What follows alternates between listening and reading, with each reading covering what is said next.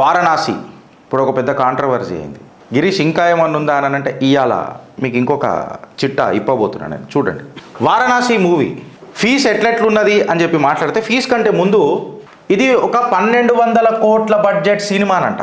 ఇప్పటిదాకా ఇంత భారీ బడ్జెట్తో భారతదేశంలో ఏ సినిమా తీయలేదట. ఇది నా భూతో నా భవిష్యత్ అని చెప్పి మాట్లాడుతారు. వారణాసి మూవీకి కేవలం ప్రమోషన్కే 15 కోట్లు ఖర్చు చేసిరట. కట్టలుగట్ట 15 కోట్లు. ఆ సినీ కార్మికుల ఏడుపు గట్లనే ఉన్నది. కాకపోతే 15 కోట్లు పెట్టి కేవలం ప్రమోషన్కి ఖర్చు చేసిరట.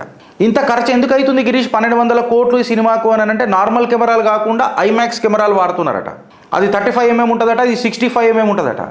సుమారు అగర్ డిజిటల్ ఐమాక్స్ కెమెరా అయితే 5 నుంచి 8 లక్షల వరకు కాస్ట్ ఉంటుందంట రెంట్ పర్ డే. సో 30-40 కోట్లు దీనికే పోతేవచ్చు గిరీష్, మళ్ళీ 3-4 కోట్లు దీనికే పోతేవచ్చు గిరీష్. రెంట్కి ఎట్లా పోతాయో మాకు తెలియదు, కానీ ఇంత అయితే ఖర్చు ఆరాంగా అవుతుంది అని చెప్తున్నారు. తర్వాత రెమ్యునరేషన్ ఏంది, మళ్ళీ ఇది నేను మాట్లాడతలేదు, సోషల్ మీడియాలో వచ్చిన కథనాలు మాట్లాడుతున్నాను. సోషల్ మీడియాలో వచ్చిన కథనాలు, filmyvision.in వచ్చిన కథనాలు, రాజమౌళికి సుమారు 200 crores ప్రాఫిట్ షేర్ అట కమర్షియల్ యాంగిల్. మన మహేష్ బాబు గారికి 100 కోట్లట. చలో పోనీ ఆయన హీరో పక్కకు పెడదాం. ప్రియాంక చోప్రా 30 కోట్లట, ఆమె కూడా యాక్ట్రెస్, పక్కకు పెడదాం. కీరవాణి 32 crores. వీళ్ళు ఎప్పుడు కూడా దైవాన్ని ఏం మాట్లాడలే వీళ్ళ ముగ్గురు, మహేష్ బాబు గారు కానీ, ప్రియాంక చోప్రా కానీ, కీరవాణి గారు కానీ. బట్ ఈ పెద్ద మనిషి మాత్రం నేను దేవుణ్ణి నమ్మా, నాకు కోపం వస్తుంది వీళ్ళందరూ హనుమంతున్నట్లు పొగుడుతుంటే అని చెప్పి రాజమౌళి గారు మాట్లాడారు. ఆయనకి ఎంత కావాలా remuneration 200 crores plus profit share. ఇది ఇన్న తర్వాత నాకు నిన్న ఒక విషయం బాధేసింది. ఏందనంటే, మహేష్ బాబు గారిది ఎమోషనల్ ఒక స్టేట్మెంట్ విన్నా. ఏందనంటే, ఈ వారణాసి ఫిలిం నేను చేసి మా నాన్న యొక్క కోరికనే నెరవేరుస్తున్నా అని చెప్పిండు. పాపం, I am not against Mahesh Babu. ఇప్పటిదాకా ఒక్క కాంట్రవర్సీలో కూడా లేడు Mahesh Babu. I am right or wrong? పాపం ఒక్క కాంట్రవర్సీలో కూడా లేడు. In fact a non controversial pure actor ఎవరంటే మహేష్ బాబే. ఈ రాజమౌళి వల్ల ఇవాళ రాజమౌళియే ఏమైనా కాన్స్పిరసీ చేసిండా? అంత క్రియేటివ్ డైరెక్టర్కి కామన్ సెన్స్ ఉండదా? ఇది ప్రజలు దీన్ని ఎట్లా తీసుకుంటారు అని నా యొక్క statement. Because I'm N influencer today. భారీ బడ్జెట్లు తీసి నేను భారీ బాక్స్ ఆఫీస్లు బద్దలు కొడుతున్న డైరెక్టర్ని ఎట్లుంటుంది అని అనేది ఇవాళ మహేష్ బాబు ఒక చరిష్మాను తాకట్టు పెట్టేసిండు. ఇది ఫ్యాన్లు ఆలోచించాలి. ఇది గుర్తుపెట్టుకోవాలా మీరు. ఇదేదో పెద్ద కాన్స్పిరసీ నడుస్తున్నది. రాజమౌళి గారు నిజంగానే మహేష్ బాబు గారిని తొక్కనీకి ప్రయత్నం చేస్తున్నాడా? బికాస్ ఆయన స్టార్డమ్ పెద్దది కాబట్టి, ఆయన ఏం పీకలేరు కాబట్టి అనేది ఒక పెద్ద question. These are my allegations. Now he has to clarify that because he has given a statement. Now it is his duty to nullify this complete episode of creativity according to him. ఈడికి ఆగిపోలే. ఇయాలటిది ఏం చిట్టా గిరీష్ అని చెప్పి మాట్లాడితే, మీరు trailer చూస్తుంటే friends, కింద ఇట్లా మీకు ఒకటి వస్తుంది. మీకు భారీ ఎత్తున మన కపికిషోరుడు హనుమంతుడు కనిపిస్తాడు. మళ్ళీ అదే హనుమంతుడు మాట్లాడుతుంటే మనకి కోపం వస్తుంది. కట్టలు హనుమంతుని ఫోటో పెట్టినావా? మళ్ళీ సినిమాలో యానిమేషన్ పెట్టినావా నీ విఎఫ్ఎక్స్లలో? అక్కడ త్రేతాయుగం లంకా నగరం 7200 BC అని అంటారు. చరిత్ర తెలియదు, చిల్లర డైరెక్టర్వి నువ్వు. మళ్ళీ మా దేవుళ్ళ పేరు పెట్టి పైసలు సంపాదించుకోనిక కథలు ఇవ్వాలి. అసలు నిజంగా చెప్పాలని అంటే త్రేతాయుగము 7200ఏనా మా చరిత్ర ఇవాళ నేను మాట్లాడుతున్నా. సత్యయుగమే తీసుకున్నావు అనుకో నువ్వు, అది యూనిట్ 10, 100,000, 10,000, lakh, 10 lakh, 17,28,000 ఇయర్స్. మీరు త్రేతాయుగం తీసుకుంటే 12,96,000 ఇయర్స్. ద్వాపర యుగం తీసుకుంటే 8,64,000 ఇయర్స్. అండ్ కలియుగ 4,32,000 ఇయర్స్. ఇది నేను మాట్లాడతలే. రుద్ర సెంటర్ లివింగ్ ఎంటైటిల్మెంట్ వెబ్సైట్లో వచ్చింది, మీకు నేను లింక్ కూడా పెట్టిన. నేను నా సొంత అభిప్రాయాలు రుద్దా. బొంగుల డైరెక్టరు, బోగ స్క్రిప్టు, బొగ్గులో బడ్జెట్. ఇది ఇలా పద్మపురాణం ఏం చెప్తున్నది, వాయుపురాణం ఏం చెప్తున్నది, బ్రహ్మాండ పురాణం ఏం చెప్తున్నది, మత్స్య పురాణం ఏం చెప్తున్నది, స్కంద పురాణం ఏం చెప్తున్నది, హరివంశ ఏం చెప్తున్నది. చర్చ జరగాలనా వద్దా?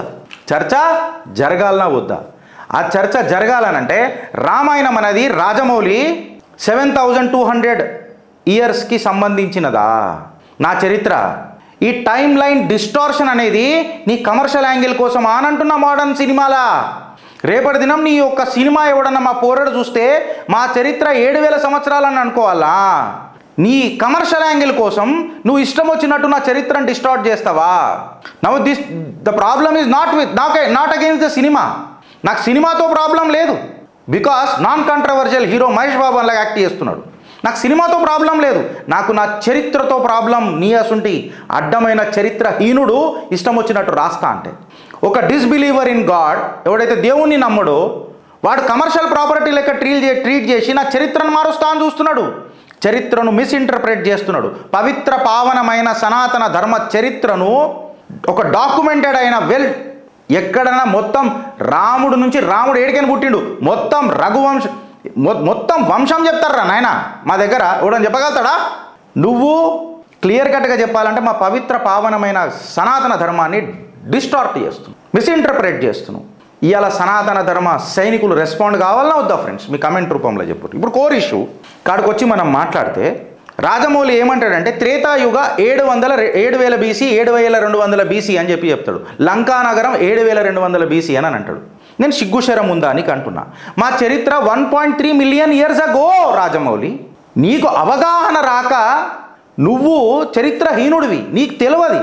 1,200 కోట్ల బడ్జెట్ పెట్టి 15 కోట్ల ప్రమోషన్ పెట్టినోడికి బేసిక్స్ చూసుకోనికే రాదా? కట్టలు కట్టే క్రియేటివ్ డైరెక్టరా? కాపీ క్యాట్లకు చరిత్ర మీద అవగాహన ఉండదు. ఈడ చూసినాం ఈడ పెట్టేద్దాం, ఈడ చూసినాం ఈడ పెట్టేద్దాం. కాపీ క్యాట్ నువ్వు, నీకేం తెలుసు? ఇది క్రియేటివిటీ అనరు, హిస్టారికల్ రీఇంజనీరింగ్ అంటారు, ఫీడింగ్ రాంగ్ హిస్టరీ అంటారు. రాజమౌళి ఈ కన్ఫ్యూజన్ యూత్లలో పెడుతున్నాడు. డివైన్ హిస్టరీని ఒక నిజంగా చెప్పాలని అంటే మనం నిన్న మొన్న చేసుకుంటాం చూడు, చరిత్ర ఒక స్కిట్ చేస్తున్నాడు. చరిత్రది మనోడు. యాక్చువల్గా రామాయణం అనేది ఒక 7,000 సంవత్సరాల ఫోక్ స్టోరీ అనుకున్నావు రాజమౌళి నువ్వు? నాకు అర్థం కాదు. కానీ ఇదా నా సనాతన ధర్మాన్ని నువ్వు అవమానించేది?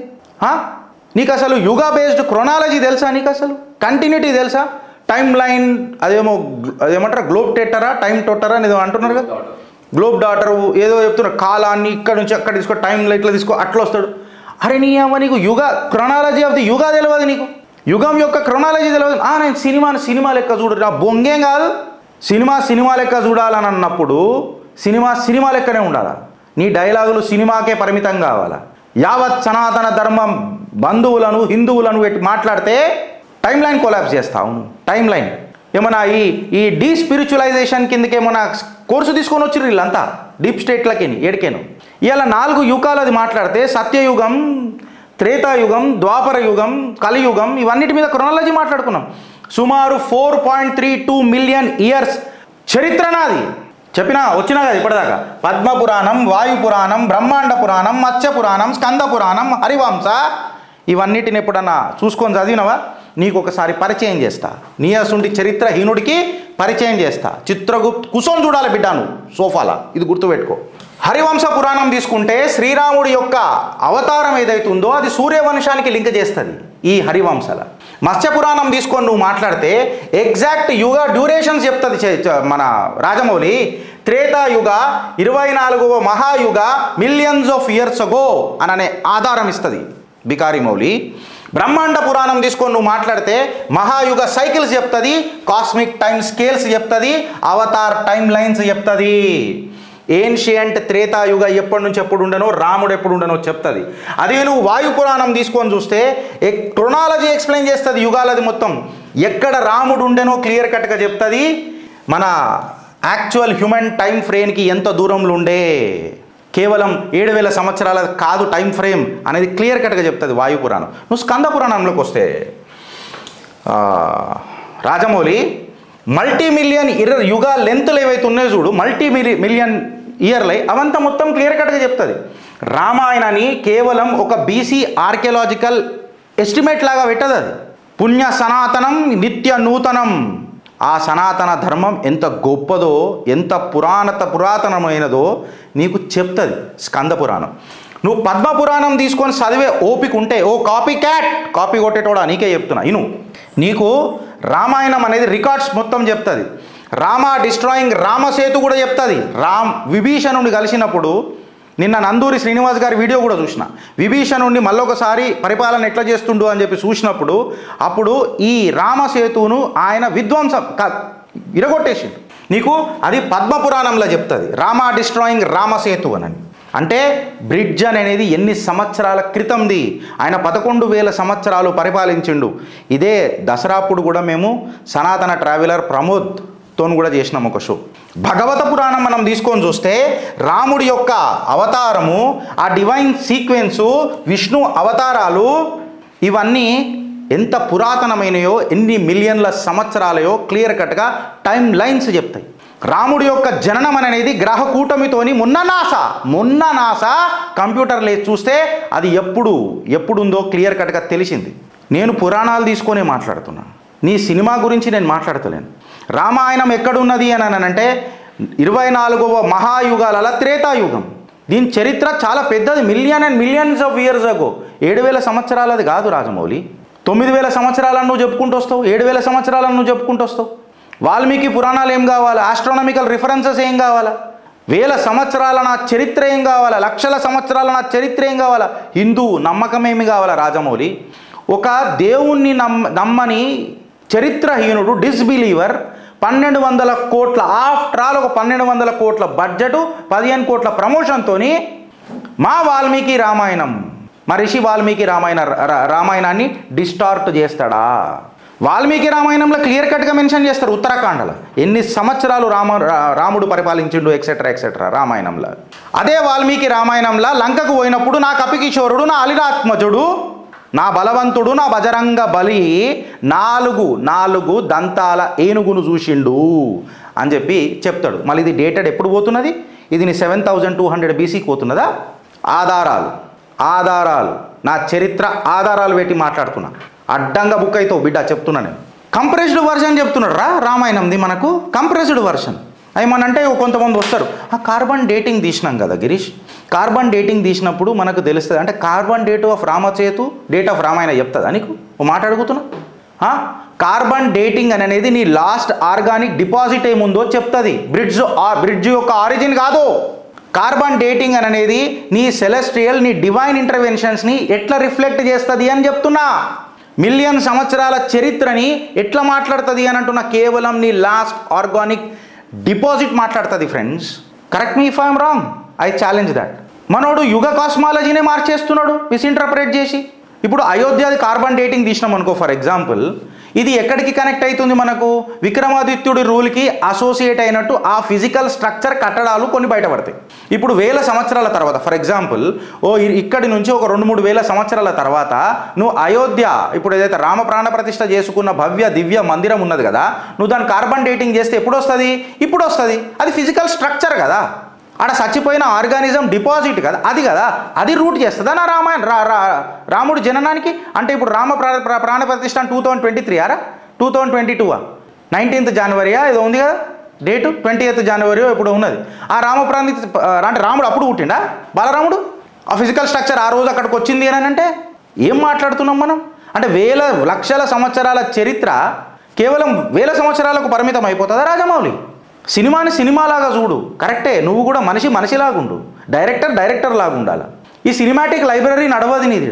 నీ ప్యాటర్న్ చూడు, నాకు అర్థమైంది. ఒకడు దేవుని నమ్మడు కానీ హిందూ థీమ్లను యూజ్ చేస్తాడు, మన హిందూ యొక్క చరిత్రను డిస్టార్ట్ చేస్తాడు, మన యొక్క క్రొనాలజికల్ యుగ టైం లైన్స్ని డిస్టార్ట్ చేస్తాడు, కమర్షియల్ గెయిన్ కోసమే సినిమాలు తీస్తాడు, ధర్మం కోసం కాదు, ధర్మం యొక్క వ్యాప్తి కోసం కాదు.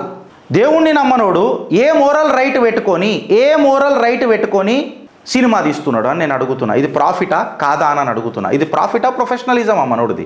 నేను ఇవాళ అడుగుతున్నా. మనోడికి ధర్మ అంటే ఒక బ్రాండింగ్, యుగ నేమ్లు అని అంటే విజువల్ మార్కెటింగ్, ఎపిక్స్ అంటే ఒక ఫ్యాంటసీ మర్చెంటైజు, డివోషన్ అనేది బాక్స్ ఆఫీస్ నంబర్లు ఫ్రెండ్స్. ధర్మ అనేది కేవలం ధనం కోసమే.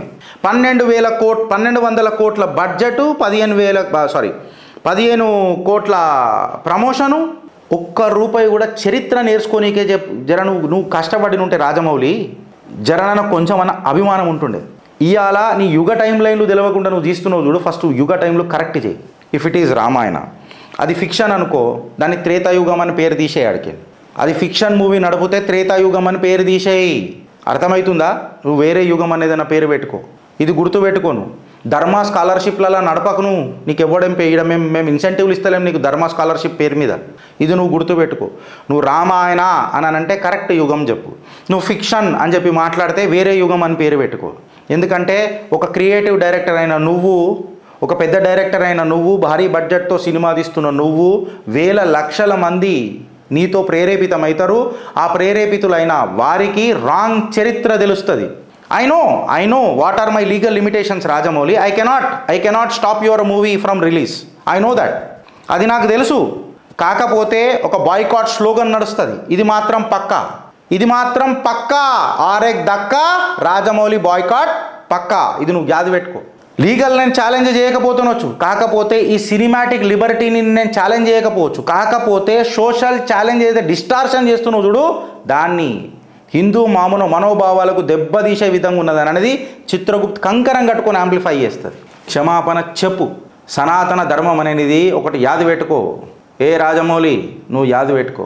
సనాతన ధర్మం అనేది 5000 సంవత్సరాల యొక్క ఇన్వేజన్ని కూడా తట్టుకున్నది, ఇంకా ఎక్కువ తట్టుకుంటుంది. నువ్వెంత, నీ క్రియేటివ్ స్క్రిప్ట్ ఎంత, రవ్వంతా. ఇది నువ్వు యాద్ చేసుకొని మాట్లాడు. త్రేతాయుగం అనేది స్పెసిఫికల్గా నువ్వు చూస్ చేసుకున్నావు అని అడుగుతున్నా. ఎందుకంటే రాముడు బోర్డమ్ అని అన్నావు కదా, మళ్ళీ రాముడు మీద ఎందుకు సినిమా తీస్తున్నావు నువ్వు? లంకా నగరం అని ఎందుకు చెప్పిండ్రా? ఓ మాట అడుగుతున్నా. రాముడు బోర్డమ్ అని అన్నావు కదా నిన్న చూపించిన దాంట్లో. Then why you have chosen Ram? You tell me. And how you have dated Lanka which is sequential in Ramayana, dating to just 7200 BC. కొన్ని లక్షల సంవత్సరాల చరిత్రను నువ్వు 9000 సంవత్సరాల చరిత్రకు 7000 సంవత్సరాల చరిత్రకు తీసుకొని వస్తావా? దైవత్వాన్ని ధనంతో పోలుస్తావా? హిందూ టైమ్ లైన్స్ని ఇదేమన్నా నువ్వు ఇస్లాంలో చేయగలుగుతావా? నువ్వు క్రిస్టియానిటీలో ఇది నువ్వు చేయగలుగుతావా? ఎక్స్పోజ్ చేస్తాం బిడ్డ నీ అజెండా. ఇగో ఫ్రెండ్స్, నిజానికి క్లారిటీ కావాలా? కన్ఫ్యూజన్కే డిజైన్ కావాలా? VFX డిజైన్లు కావాలా కన్ఫ్యూజన్కే? ఇది మీరు గుర్తుపెట్టుకోరు ఫ్రెండ్స్. ఇవాళ మహేష్ బాబు గారి చరిష్మా పైన దెబ్బ తీసుకొస్తున్నాడు రాజమౌళి. ఏదో ఫ్రెండ్స్ నేను క్లియర్ కట్గా చెప్తున్నా, ఏదో కాన్స్పిరసీ నడుస్తుంది ఫ్యాన్స్కి. నేను చెప్తున్నా, తెలియదా రాజమౌళికి ఏం చేస్తే ఏమవుతుందోనని? ఓ పబ్లిసిటీ కోసం తాకట్టు పెట్టేస్తాడా ఇంత పెద్ద భారీ బడ్జెట్ సినిమాని? ఎంత కష్టపడి ఉంటాడు మహేష్ బాబు? ఆ సినిమా ఫంక్షన్, ఇనాగ్రేషన్, అది ప్రమోషన్ రోజు కూడా అపస్తుతి. ఏదో కొన్ని లీక్లు అయినాయి. కన్ఫ్యూజన్లో మాట్లాడిండు రాజమౌళి. ప్రతిదీ ఒక సీన్. దీన్ని నేను చూసిన, రానా నాయుడుది బాహుబలి సినిమా అప్పుడు. ఇది కొంచెం ఇట్లా చేస్తే బాగుంటుంది. ఇప్పటిదాకా మంచిగానే వచ్చింది. లే కాదు, ఇది ఇట్లా చేయాలి. ఎన్టీఆర్ గారు కూడా స్పెసిఫిక్గా చెప్పారు. అంటే సూక్ష్మంగా చూసే రాజమౌళి ఆ ప్రమోషన్ ఫంక్షన్కి 15 crore పెట్టిన ప్రమోషన్ ఫంక్షన్కి అంత క్యాజువల్గా కొన్ని సీన్లు లీక్ చేపిస్తాడా? ఆయననే వచ్చి మళ్ళీ క్షమాపణ ఈ కన్ఫ్యూజన్కి ఏదో మాట్లాడతాడా? ఎవరిని పాగలు పనాస్తున్నాడు? మహేష్ బాబు చరిష్మాకి ఇది ఒక దెబ్బ. ఇది I may be wrong, I may be correct. If I'm wrong I render an apology. నేను నీలాగా నాకు ఈగో లేదు Rajamouli. But I smell a conspiracy. మచ్చలేని మహారాజు మహేష్ బాబు. నేను ఆయన పెద్ద ఫ్యాన్ కాకపోవచ్చు, ఆయనను పెద్దగా నేను ఇష్టపడకపోవచ్చు, కానీ నాన్ కాంట్రవర్షియల్ మనిషి కదా పాపం. ఇప్పటిదాకా ఏ కాంట్రవర్సీలో లేడు ఆయన, ఎటువంటి కాంట్రవర్సీలో లేడు పాపం. ఆయనతో నువ్వు చెలగాటం ఆడుతున్నావు, ఆయన చరిష్మాతో చెలగాటం ఆడుతున్నావు. ఇదో పెద్ద కాన్స్పిరసీ ఫ్రెండ్స్. సనాతన ధర్మం అనేది ప్లే గ్రౌండ్ కాదు, నీ సినిమాటిక్ ప్లే గ్రౌండ్ కాదు. నువ్వు ముగ్గేయంగానే కూర్చోని కాడ. ఇది గుర్తుపెట్టుకో రాజమౌళి. టైమ్ లైన్స్ అనేవి మన భారత్ యొక్క గర్వం, అది గౌరవం, అది నీ సినిమాటిక్ స్క్రిప్ట్ యొక్క గర్జన కాదు అది. ఇది గుర్తుపెట్టుకో. మాకు పిచ్చ క్లారిటీ ఉన్నది, మాకు మీ మీద ద్వేషం కూడా లేదు. నువ్వు దేవుని నువ్వు దేవుణ్ణి అసలు దేవుడు కూడా నీకు సద్బుద్ధి ఇవ్వద్దు. నీ అసలు చీడ పురుగుకు సద్బుద్ధి ఇవ్వద్దు. తండ్రిని ఏమంటారు, గౌరవం ఇయ్యనోడు, కట్టుకున్న భార్యకు గౌరవం ఇయ్యనోడివి నువ్వు. నీ కోపం వస్తుందని చెప్పి భారీ సభలలో మాట్లాడుతున్నాడువి నువ్వు. కృష్ణుడిని రాముని కమర్షియల్ యాంగిల్ చూస్తావు, గర్ల్ ఫ్రెండ్స్ అని మాట్లాడతావు. సీతామాతను అమ్మలు కన్నా అమ్మాయి అని చెప్పి మాట్లాడతావు నువ్వు. బోర్డమ్ అని అంటావు నువ్వు, హ్యూమరస్ అని అంటావు శ్రీకృష్ణుని. నీ మీద హేట్రెడ్ మాకెందుకు ఉంటుంది? నువ్వు కానీ క్షమాపణ చెప్పాలా to the what ever you have done till today. మాకు పిచ్చ క్లారిటీ ఉంది, మాకు కన్విక్షన్ కూడా ఉంది.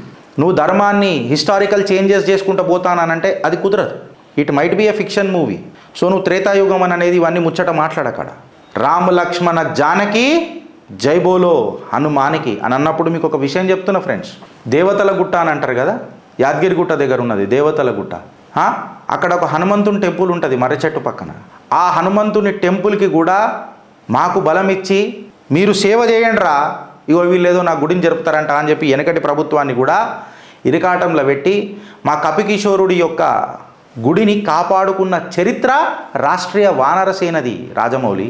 మీరెంత, మీ బతికెంత, మీ క్రియేటివిటీ ఎంత? You are a finest director. నేను ఇప్పుడు కూడా చెప్తున్నా, మీ స్కిల్ కాడికి వస్తే I appreciate you, but when you come to my dharma and interfere, ఖబర్దార్ అని చెప్పి ఒక కట్టర్ హిందూ హెచ్చరిక జారీ చేస్తున్నాడు. జై శ్రీరామ్ అననే ఒక నినాదంతో హర హర మహాదేవ్ దూసుకెళ్ళి వస్తాం. ఇది మాత్రం పక్క.